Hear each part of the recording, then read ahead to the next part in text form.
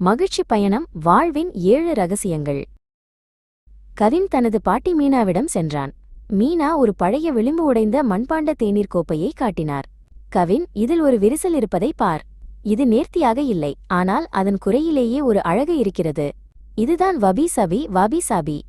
எதையும் அதன் இயல்புடன் ஏற்றுக்கொள்ள பழகு என்றார். பின்னர் மீனா ஒரு உடைந்த பூந்தொட்டியை எடுத்து அதன் பிளவுகளை தங்க கலவையால் ஒட்டினார். இது கின்சுகி. கின்சுகி நாம் காயப்படும்போது அல்லது தோல்வியடையும்போது உடைந்து போவதில்லை. அந்த அனுபவங்கள் நம்மை இன்னும் வலிமையாகவும் மதிப்புமிக்கவராகவும் மாற்றுகின்றன என்று விளக்கினார். இப்போது அந்த தொட்டி முன்பை விட அழகாக மின்னியது. நிறைய வேலைகள் இருக்கின்றன பாட்டி, எங்கு தொடங்குவது என்று தெரியவில்லை என்றான் கவின். மீனா ஒரு சிறிய மணல் கடிகாரத்தை திருப்பினார்.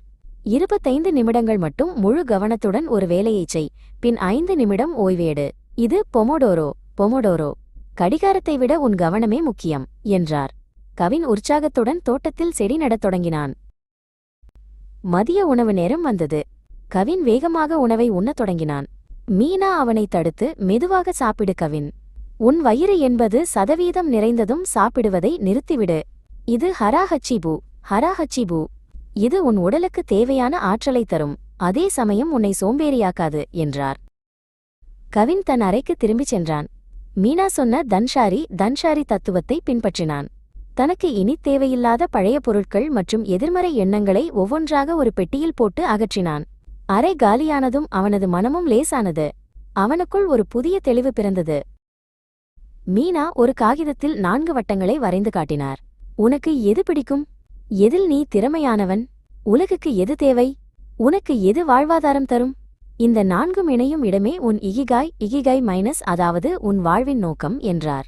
கவின் தான் ஓவியம் வரைவதை எவ்வளவு நேசிக்கிறான் என்பதை உணர்ந்தான். நான் உடனே ஒரு பெரிய ஓவியத்தை வரைய வேண்டுமா என்று கவின் கேட்டான். மீனா சிரித்தார். வேண்டாம், தினமும் ஒரு சிறு கோடு வரை. தினமும் ஒரு சிறு முன்னேற்றம் காண்பதுதான் கைசென். கைசென். பெரிய மாற்றங்கள் சிறு படிகளிலிருந்துதான் தொடங்குகின்றன என்றார். கவின் ஒரு தூரிகையை எடுத்து ஒரு சிறு வண்ணத்தை தீட்டினான். நாட்கள் கடந்தன. கவின் இப்போது எதற்கும் அவசரப்படுவதில்லை. அதிகாலையில் மலையில் ஏறி நின்று சூரிய உதயத்தை பார்த்தான்.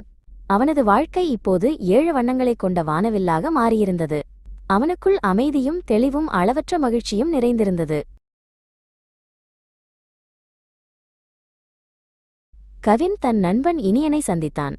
இனியன் கவலையாக இருப்பதை பார்த்த கவின் அவனது தோளில் கை வைத்தான். வா இனியன், நான் கற்றுக்கொண்ட 7 ரகசியங்களை உனக்குச் சொல்கிறேன். வாழ்க்கை என்பது ஒரு கலை, அதை நாம் எப்படி செதுக்குகிறோம் என்பதில்தான் மகிழ்ச்சி இருக்கிறது என்று கூறி ஒரு சிறு செடியை பரிசளித்தான்.